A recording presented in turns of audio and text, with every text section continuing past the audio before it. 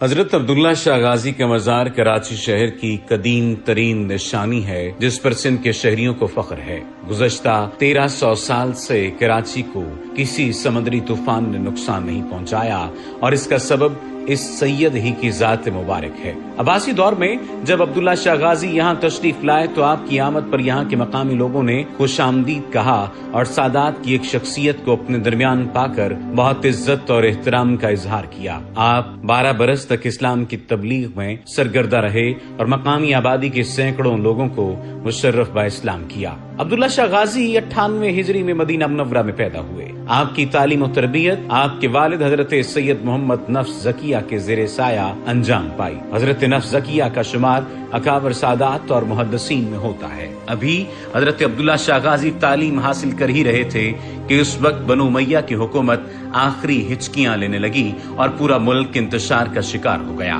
پھر خلافت عباسی کا دور شروع ہوا۔ حضرت نفس زکیہ نے 138 ہجری میں عباسیوں کے خلاف علم بغاوت بلند کیا اور اپنی دعوت خلافت تحریک مدینہ منورہ سے شروع کی۔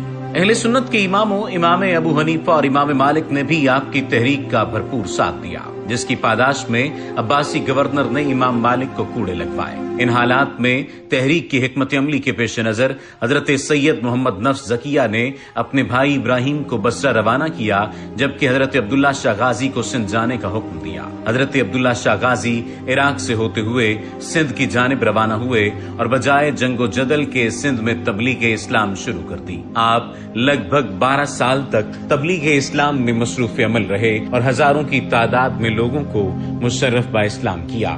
آپ سندھ میں گھوڑوں کے تاجر کی حیثیت سے داخل ہوئے تھے، لیکن اس پردے میں اسلام اور مودت اہل بیت علیہ السلام کو پھیلانے کا کام انجام دے رہے تھے، لہٰذا سندھ کے عوام میں آپ کو بڑی تعظیم کی نگاہ سے دیکھا جاتا تھا اور آپ کو بے پناہ مقبولیت حاصل تھی جو آج تک قائم ہے۔ حضرت عبداللہ شاہ غازی سندھ میں داخل ہونے والے پہلے سادات بزرگ اور مبلغ تھے۔ آپ کی مقبولیت اور مریدین کی بڑھتی ہوئی تعداد دیکھ کر لوگ ان سے حسد کرنے لگے۔ ان کی سندھ میں موجودگی کے حوالے سے سندھ کے اس وقت کے عباسی گورنر عمر بن حفظ کو آگاہ کر دیا گیا، مگر کیونکہ گورنر سادات کا بے حد احترام کرتا تھا لہٰذا اس نے لوگوں کی بات سنی انسنی کر دی اور باقاعدہ طور پر حضرت عبداللہ شاہ غازی سے ملاقات کر کے ان کے ہاتھوں پر بیعت کر لی۔ اسی دوران حجاز میں محمد نفس زکیہ کو عباسی فوجوں نے شہید کر دیا، جس کے بعد عباسی خلیفہ المنصور نے عمر بن حفظ کو حضرت عبداللہ شاہ غازی کو گرفتار کر کے فوراً دربار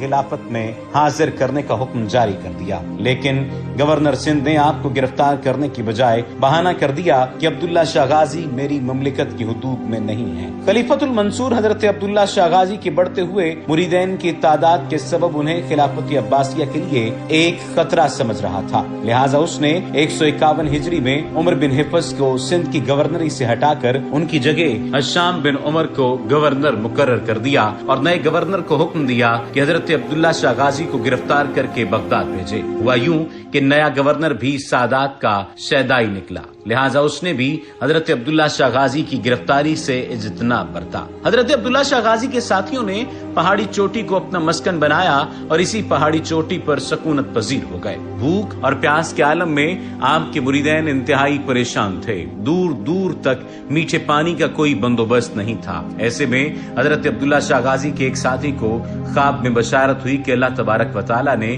تمہاری مشکل حل فرما دی ہے اور تمہارے لیے پہاڑی سے پینے کے پانی کا چشمہ جاری کر دیا ہے۔ مریدین جب فجر کی نماز کے بعد پہاڑی سے نیچے اترے تو نیچے پانی کا ایک چشمہ ابل رہا تھا۔ مریدین نے سیر ہو کر کھارے پانی کے درمیان وہ ذاتی طور پر ابلنے والے میٹھے چشمے سے سیر ہو کر پانی پیا اور بہت عرصے تک اسی چوٹی پر مقیم رہے۔ سندھیوں کے دل کی زمین میں سب سے پہلے حضرت عبداللہ شاہ غازی نے ہی اسلامی بیج بویا، پھر اس کی آبیاری کی اور محبت، اخوت اور بردباری سے دلوں کو گرمایا اور ایمان کی زرخیزی سے روشناس کروایا۔ روایت میں ہے کہ ایک مرتبہ حضرت عبداللہ شاہ غازی شکار کی غرض سے جنگلوں میں جا رہے تھے تو کسی سبب فوجوں نے ان سے اچانک لڑائی شروع کر دی۔ اچانک کسی ظالم کی تلوار آپ کے سر مبارک پر لگی جس سے زخمی ہو کر گر پڑے۔ اسی اثنا میں آپ کے ساتھیوں کے حملے سے مخالف افواج بھاگنے پر مجبور ہو گئیں۔ جب آپ کے ساتھی آپ کے قریب پہنچے تو آپ جام شہادت نوش کر چکے تھے۔ روایات کے مطابق یہ 20 ذی الحج 151 ہجری کا دن تھا۔ दीगर रिवायात में मज़कूर है कि अब्बासी खलीफा अबू जाफर मंसूर को जब खबर पहुंची कि सिंध का गवर्नर अब्दुल्ला शाह गाजी का मुरीद हो गया है तो उसने हश्शाम बिन उमर सअलबी को उनका ताक़ुब करने के लिए सिंध रवाना किया, जहां हश्शाम के भाई और उनके दरमियान क़िताल हुआ, जिसके नतीजे में अब्दुल्ला शाह गाजी शहीद हुए और उनके साथी इस इलाके में बिखर गए। ज़हबी और अबुल फर्ज अस्बिहानी ने भी इसकी तरफ इशारा किया। तिबरी ने भी ये वाक़यात 768 ईस्वी व मुताबिक 151 हिजरी में नकल किए हैं। उस वक्त से आज तक कराची के इलाके में सबसे बड़ा उर्स मुबारक अब्दुल्ला शाह गाजी का होता है, जिसमें हिंदू, शिया, मुसलमान और ईसाइयों समेत तमाम मज़ाहब के लोग शिरकत करते हैं। कराची के इलाके क्लिफ्टन में वाक़े अब्दुल्ला शाह गाजी का मज़ार इंतहाई तारीखी अहमियत का हामिल है। 20वीं सदी के अवाइल तक ये मज़ार एक रेतले पहाड़ के टीले पर एक छोटी सी कुटिया की शक्ल में वाक़े था। मज़ार की तामीर और तौसी मज़ार के उस वक्त के मुतवल्ली और सेवन शरीफ से ताल्लुक रखने वाले कलंदरी सिलसिले के सूफी बुजुर्ग मुर्शद नादिर अली शाह ने की। मज़ार की मशहूर इमारत, इसकी सीढ़ियाँ, जामे मस्जिद, लंगर खाना, कवाली हॉल और मेहमान खाना उन्हीं की जेर निगरानी तामीर किए गए। मज़ार का सब्ज और सफेद धारीदार गुंबद कराची की शनाख्त बना। ये मज़ार हर फिरके, नस्ल और मुआशरे के तमाम तबकात से ताल्लुक रखने वाले लोगों की तवज्जो का मरकज है। लंगर का 2 वक्त मुफ्त खाना और कवाली मज़ार की सरगर्मियों का लाजमी हिस्सा करार पाई। अरसे दराज तक दरगाह के इंतजामात मुर्शिद नादिर अली शाह के जेरे निगरानी चलते रहे। सन 1962 में महकमा औकाफ ने मज़ार का इंतजामी कंट्रोल संभाला। हजरत अब्दुल्ला शाह गाजी की सबसे बड़ी करामत समंदर के करीब मज़ार के नीचे मीठे पानी का चश्मा है, जो आपकी चिल्लागाह में भी मौजूद है। लोग दूर दूर से आते हैं और ये पानी पीकर शिफायाब होते हैं। आपके मज़ार पर आने वाले ज़ायरीन में हर अकीदे के अफराद शामिल होते हैं। ज़ायरीन का कहना है कि उन्हें यहाँ आकर दिल को तक़वियत मिलती है और मुरादें पूरी होती हैं। ज़ायरीन अब्दुल्ला शाह गाजी के उर्स मुबारक में शिरकत के लिए जूक दर जूक आते हैं और उनका कहना है कि उन्हें अब्दुल्ला शाह गाजी के मज़ार अक़दस पर आकर दिली सुकून मिलता है। यकीनन साल साल से आने वाले इन ज़ायरीन की बातें सच होंगी, लेकिन हजरत अब्दुल्ला शाह गाजी का जो सबसे बड़ा कारनामा है वो सिंध में दीन इस्लाम की आबियारी करना है, क्योंकि अगर वो सिंध ना थे तो शायद सिंध में इस्लाम भी देर से पहुंचता।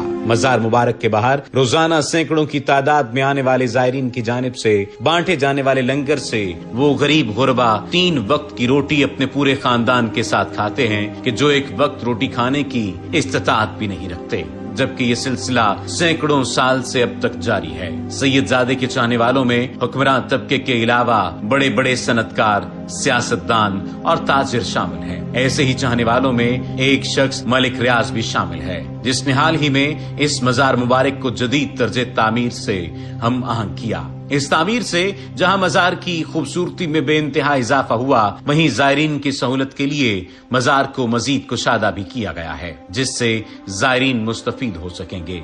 जहां सादात के चाहने वालों की कमी नहीं, वहीं इनसे बुग़्ज़ रखने वाले भी बेशुमार हैं। ऐसे ही कुछ बदबख्तों ने 2010 में मज़ार मुबारक पर हमला करके 10 ज़ायरीन को शहीद और 55 को जख्मी किया, लेकिन इस बुज़दिलाना कार्रवाई के बाद भी ज़ायरीन की तादाद बढ़ती ही चली गई और इंशाअल्लाह बढ़ती चली जाएगी।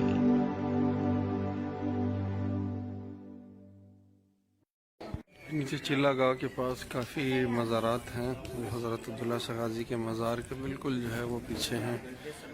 जब आप मज़ार की ज़ियारत करने आते हैं तो चिल्लागाह और चश्मे की तरफ जब आते हैं तो आपको ये सारी मज़ारात जो है वो देखने को मिलती हैं। ये देखिए, ये पाक मुक़द्दस चश्मे का पानी है, जो आज भी जो है वो अक़ीदत के तौर पर हज़ारों ज़ायरीन आते हैं और इस पानी को जो है वो पीते हैं।